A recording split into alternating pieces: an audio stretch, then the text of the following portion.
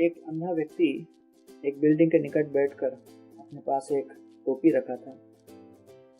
एक साइन था उनके पास और उस साइन बोर्ड पर लिखा था, मैं अंधा हूं और मैं देख नहीं पाता, कृपा करके मेरी सहायता कीजिए।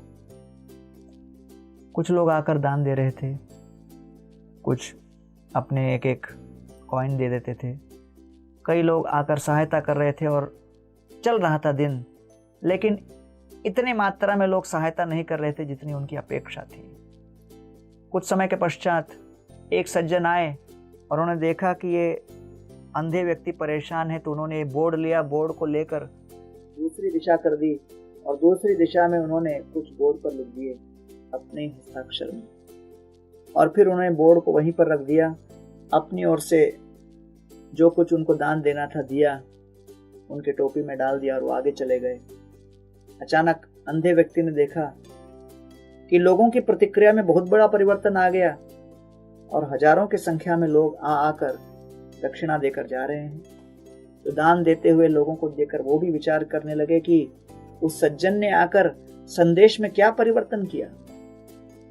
सोच नहीं पा रहे थे, समझ नहीं पा रहे थे।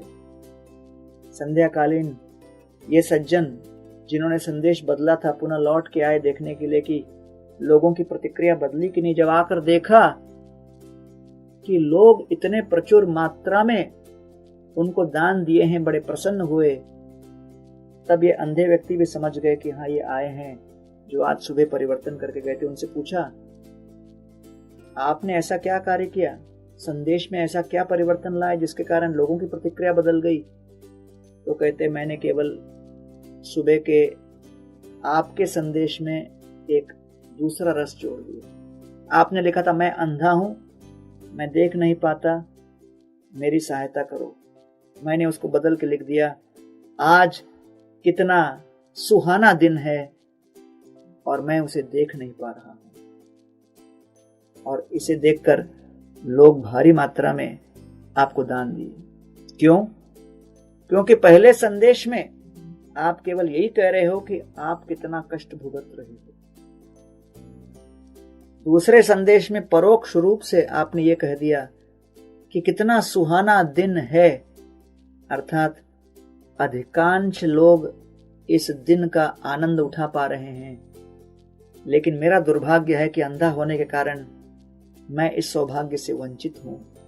परोक्ष रूप से आप हर व्यक्ति के हृदय के अंदर उनके दो आंखों के अस्तित्व और दृष्टि की शक्ति होने के प्रति कृतज्ञता की भावना जागृत किए। वो सोचने लगे, हम कितने सौभाग्यशाली हैं कि हम देख पा रहे हैं, और ये बेचारा नेत्रों से अंधा देख नहीं पा रहा। इस भावना से प्रेरित होकर लोग आपकी सहायता करने लगे। शब्द अनेक होंगे, लेकिन जब शब्दों में कुछ परिवर्तन लाया जाए, वही शब्द या तो निराशा के कारण बनते हैं, वही शब्द आशा की किरण पैदा करते हैं। इसलिए नाम चिंतामणि कृष्ण चैतन्य रस विग्रह पूर्ण शुद्धो नित्य मुक्तो अभिन्नत्वम नाम नामिनो।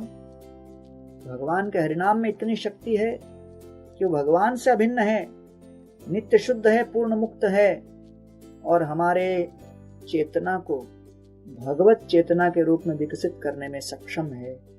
ये हरिनाम संकीर्तन की शक्ति है।